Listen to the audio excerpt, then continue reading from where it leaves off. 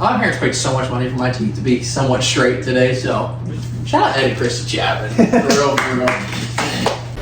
Time to suit up.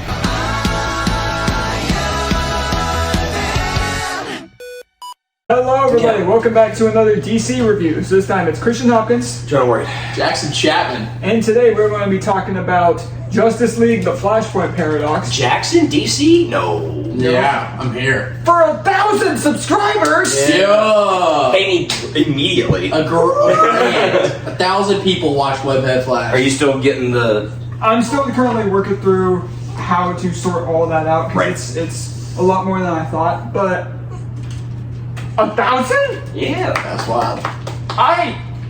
It still baffles me that I was able to read. Like, when I hit 100 last year, like, it took me a year to reach 100 subs, and I thought that was insane. Right. Fast forward a year later, and I get to 1,000. And you've got multiple videos over, is it multiple videos over 100? Well, he's got one that's 250. I've got that, and I've got several videos that are over 10,000. Wow. I've got a good number of videos that are over 1,000 views. That's dope. That's really cool. First of all, thank you guys so much for getting me to 1,000, and that still baffles me that I was able to. And thank you to you guys, Logan, Taylor, Caden. How many other people have been in my videos? Jacob. Annabelle. Annabelle. Annabelle's multiple guests. Annabelle's She's been in multiple more than videos. one. Wow. Lucas. Lucas, yeah, I was going to say Lucas.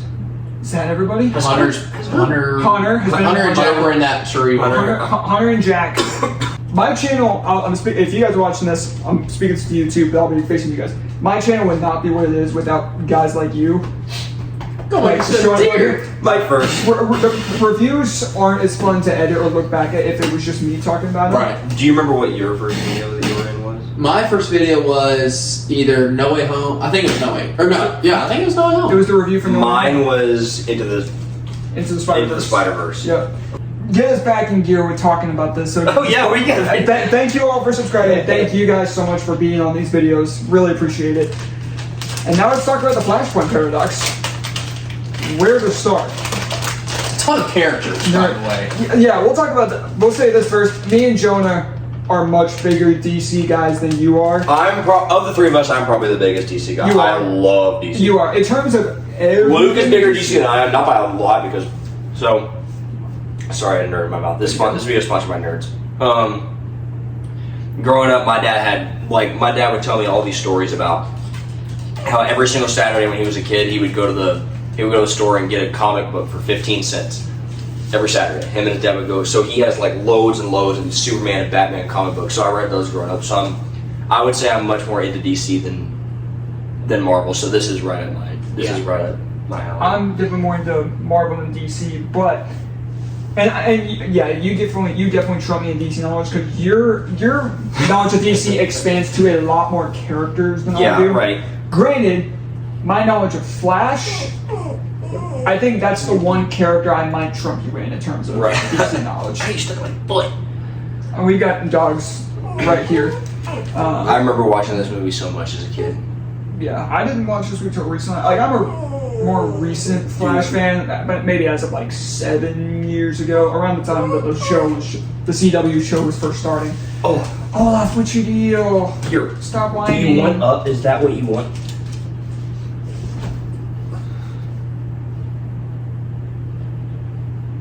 And let's get comfortable. Oh, and That's what I thought. Yep. I know she wants up. So, let's start with an animation.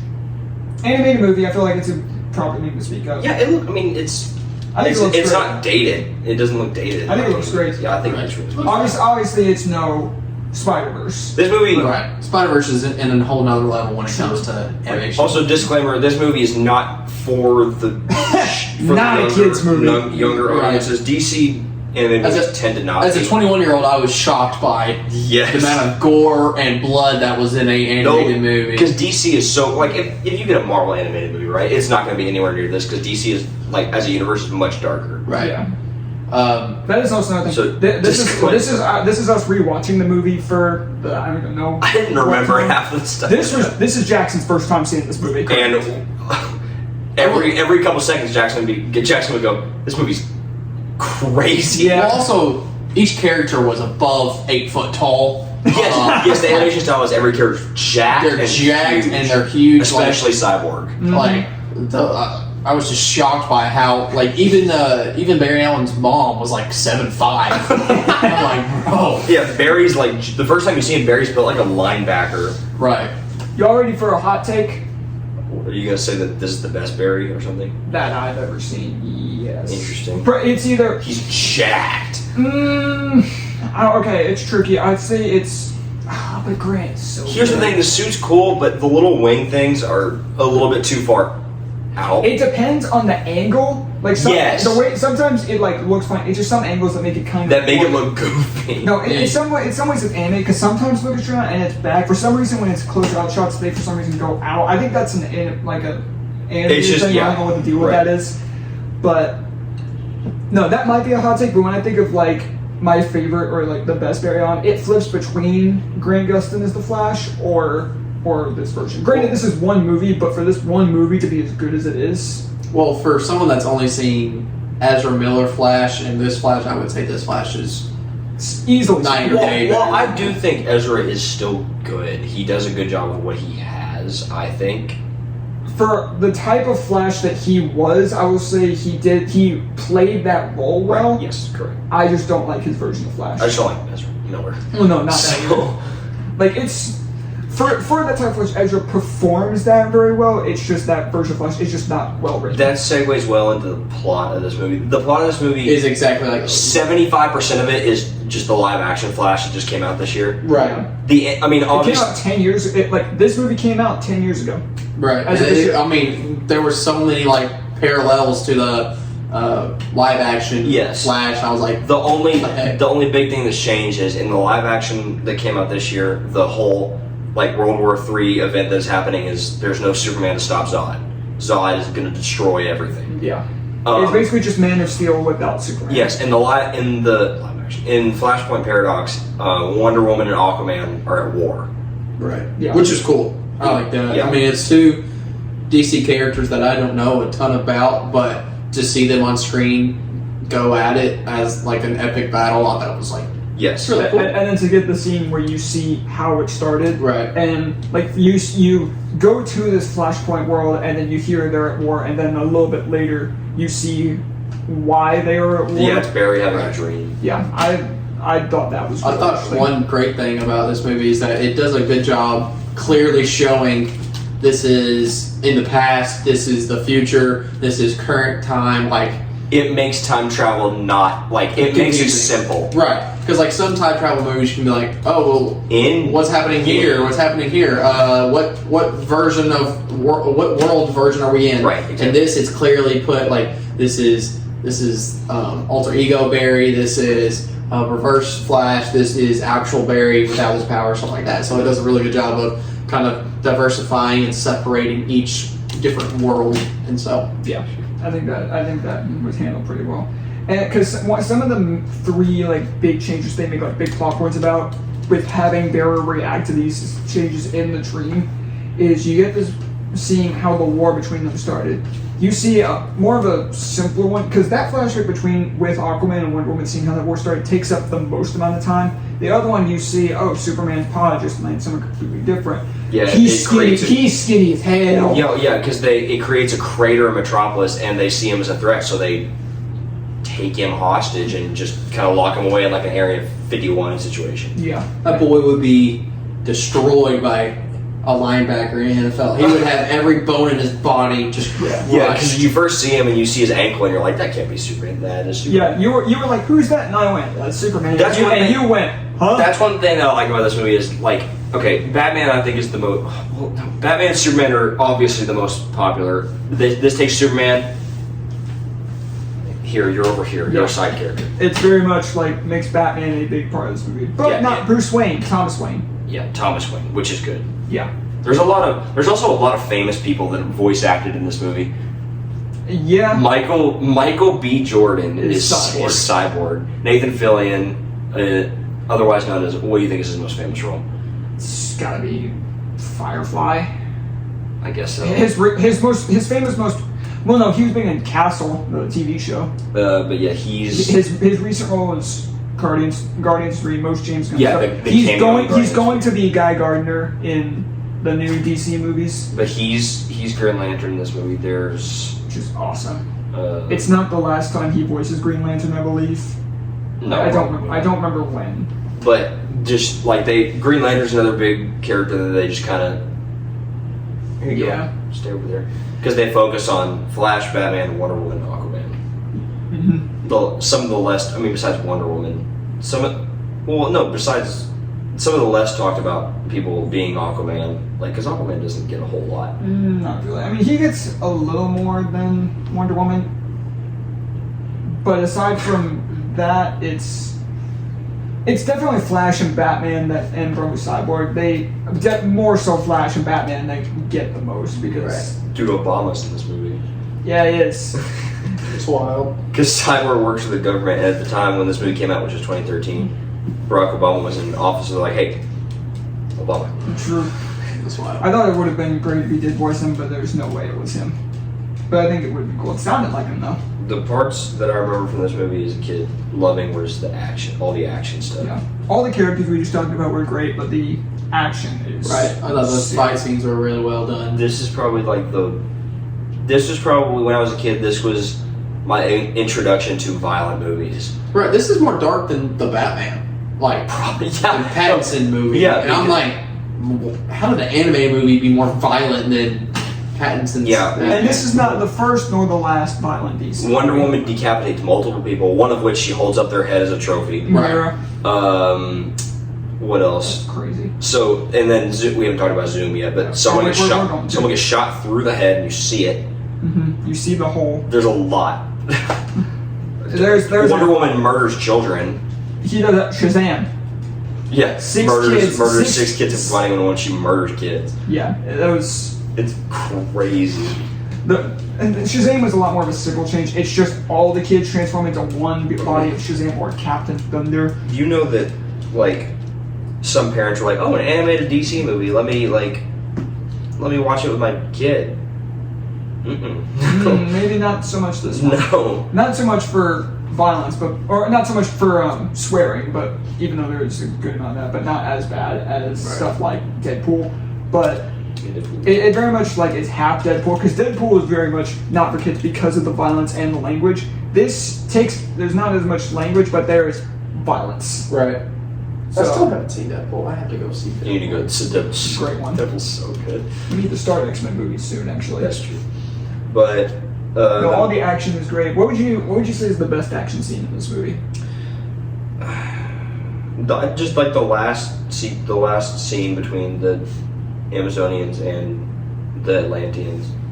I would say like the big final fight. I would say Barry versus Spawn. Yes, that whole scene where they're like following each other. Yeah. I like the last thing between Wonder Woman and Aquaman. Like when they're like pushing, like they're destroying each other through these buildings, and they keep crashing through walls and stuff like that. I think that was. And the other heroes come in and kind of Just separate kind of them. say no. You're right. I thought that was Right. No, those are cool.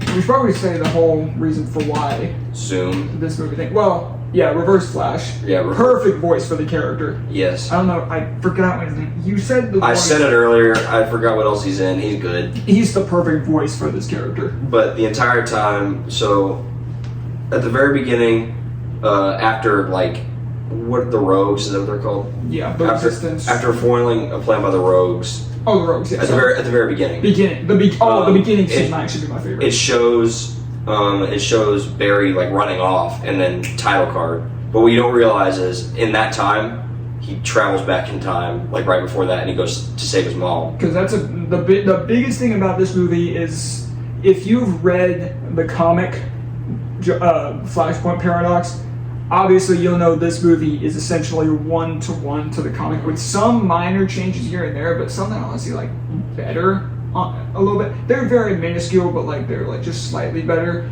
Like for example, the way Thawne dies in the book is Batman stabs him with a sword, whereas in this he obviously gets shot, which I honestly kind of prefer in a way, but it's minor changes like that. But if you've read the comic, obviously you've practically seen this movie, and if you've seen this movie, you've essentially read the comic. But it's Because they go the entire movie of thinking, oh, it was Thawne that made these changes, but then they make the twist at the very end. The twist at the very end is that it was Barry who did it. Because when it cuts away to the title card at the very beginning, you don't realize it. He goes back in time and saves his mom, and that's what eventually, like, because you ask yourself, like, and Barry even, like, says something about this. He goes, how could Save My Mom change all of this? But it's just something called the butterfly effect. You change one thing, that'll change something else, that'll change something else. Like, it's explained about there being a sonic boom that goes throughout the timeline and shifts.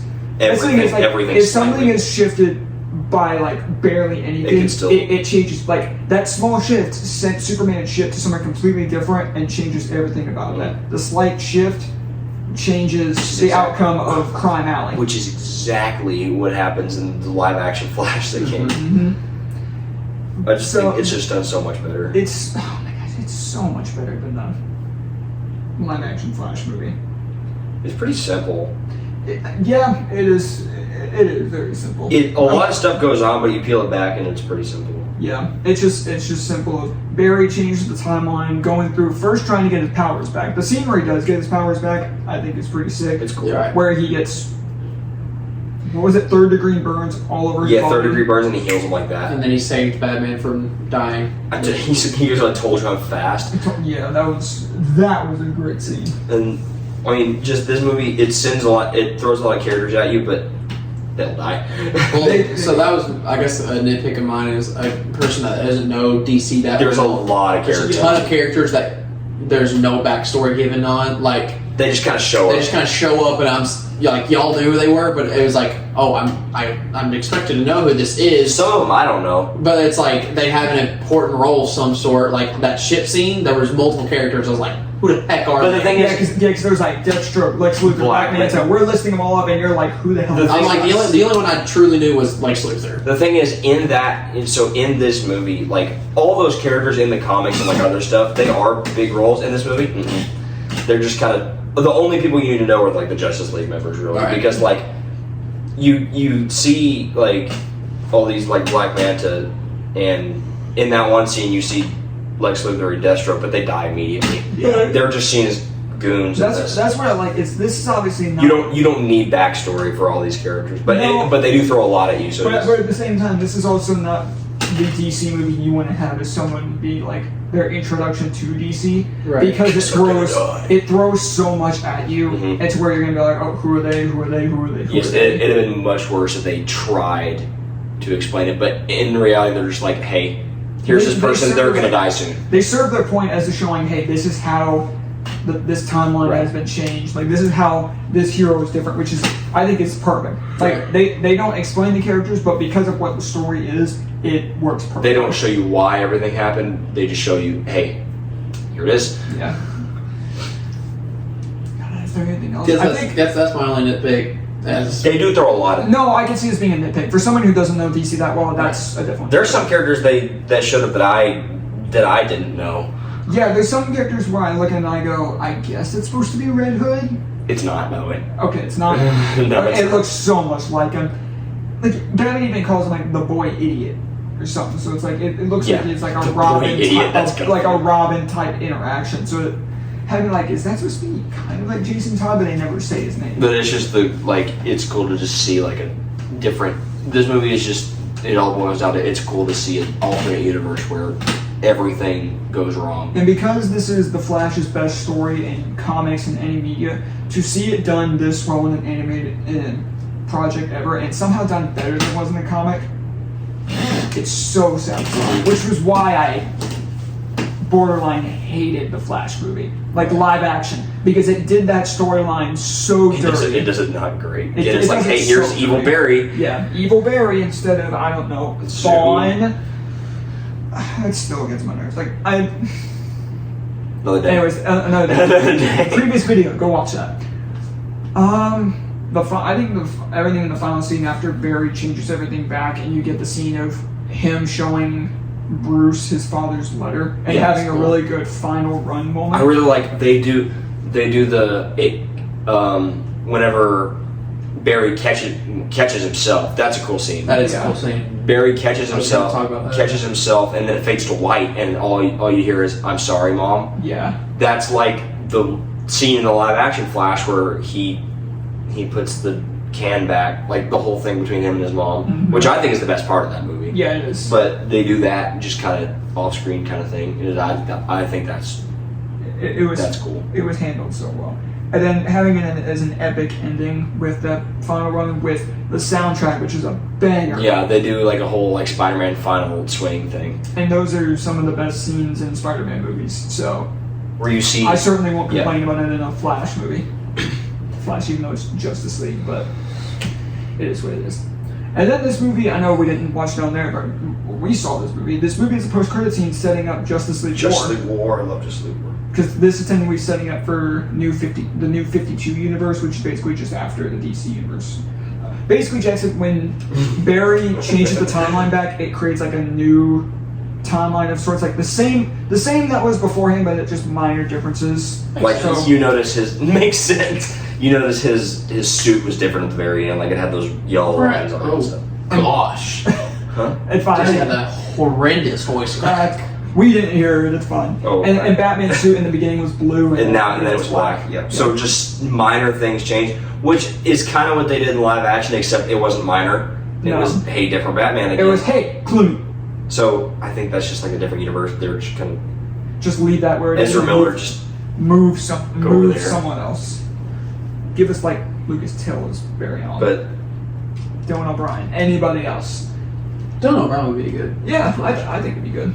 do we want to get to scores? I think we can get the scores. It's a pretty simple movie, but it's also incredible. It's simple but not simple at the same time. Yeah, it's like simple to talk about, but like there's a lot that goes on. Yeah, the concept of it is not simple with like everything changing and stuff, but they make it simple. Yeah, it works so well. Do you want to go first, Christian? Yeah, because I can get mine out of the way pretty quickly because mine's a 10 out of 10. Wow. Okay. Favorite DC project. I've brought it up a couple of times on this channel before. I've said a couple of things. This is hands down my favorite DC project. This is one of, I count this in the category of just movies. This is one of my favorite movies of all time. Mm-hmm. Like if you ask where this ranks, this is in top 5 movies ever. This movie means a lot to me. It's adapting the Flash's best story. Obviously, the Flash as a character has meant so much to me, and to watch an anime movie that handles his best story so perfectly, it's just so great to watch. There might be a couple things here and there, but if you ask me to find a problem I have with it or a nitpick, I couldn't find anything. So, favorite DC project, I'm over games, movies, shows. Easy my favorite, easy 10 out of 10. I want to keep mine pretty simple. Interesting. I knew I'm going to be the highest, and I knew mine was going to be quick. So. My score is going to be a 9.3. Is going to be my score. I remember it being not better. I just remember it differently as a kid. It's still obviously really good, but I think I enjoyed it better then. It's very simple. Yeah. Everything is really, really good though. The whole like Thomas Wayne being Batman, I think is my favorite part of it. So it's 9.3 is my score. That's another thing, is the fact that it's like a Flash movie, but unlike the Ezra Miller Flash movie, you don't come out of it saying, oh, I liked everything else except the Flash. Here, there's a lot of other stuff besides Flash, but you can come out of it saying, yeah, Flash was quite possible. You still felt like you were watching a Flash movie. Right, you didn't feel like anybody was overshadowing it. Right. Like, Batman didn't overshadow Flash in this movie like he did, like Michael Keaton did. So, Jackson, what do you got? Well, I have a prediction. I kind of compare all animated superhero movies to Across and Into the Spider-Verse.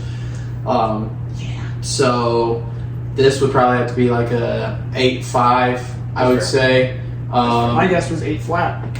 So I enjoyed it. I thought it was cool. Definitely like raised some eyebrows with the amount of just action and gore and blood in an animated movie or something like that. But in terms of a guy that's not like huge into DC, Right. Aside from Batman. I mean, aside from Batman, if Batman was just like, if Batman was the only person in DC, I'd be one of the biggest DC guys of all time. Yeah, I'd say 8.5. I liked it. There was nothing that, my nitpick is that sometimes there's characters that I have no idea who they are. And a huge chunk of that is just because you're just not a DC guy. Right. But then like I compare it to like Into and Across, and I'm like, yeah, I don't see this movie really being. It's close-ish. I don't know. But not a DC guy. but it rolls down to those two movies are on an entire other level of animated movies. Correct. That is true. So I'll just stick with an 8.5. This is a good animated movie. Those are just outstanding movies. Yeah. Forget the term animated. Yeah. Anyways, I think that's gonna have to do it for our review of the Flashpoint Paradox. What's our next review? Actually, I'll say one of our next reviews whenever I get into finishing it. We reviewed the first game. We reviewed the show. Last of Us 2 will be getting a review soon. Oh yeah, because you haven't finished the second game. Not yet. I've actually just finished finally playing all the Uncharted games. Logan will be in that review. Oh, anything Last of Us will be. Ladies and gentlemen, stay tuned for our next review where we're reviewing Spider-Man 2! Oh gosh. Well, the thing. When does that come out? Like 2 weeks as of recording this. Might have to cop that. might have to. That was the best part about Monday Night Football, honestly. Might have to cop that. Yeah. That game stunk. I mean, that game. The game was bad. No, Monday Night Football was bad, but... Dude, what? No, yeah. As recording this, Marvel Spider-Man 2 on the PS5 comes out in 2 weeks. You better believe I'm going to be playing that game day in, day We night. can't sit here and review it the day it comes out because I'm not going to be... I'm a busy man now. No, I know. Like, it won't be the day it comes out, but...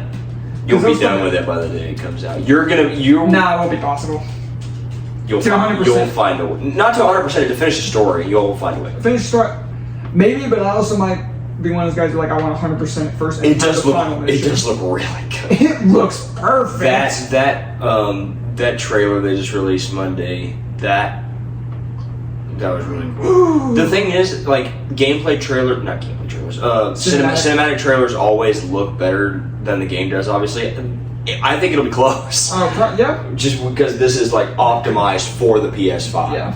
Anyways, definitely be sure to stay tuned for that review because I am pumped. Thank you guys so much for watching, and thank you all so much for 1,000 subscribers. Yeah. We will see you guys next time. Later, webheads. Like.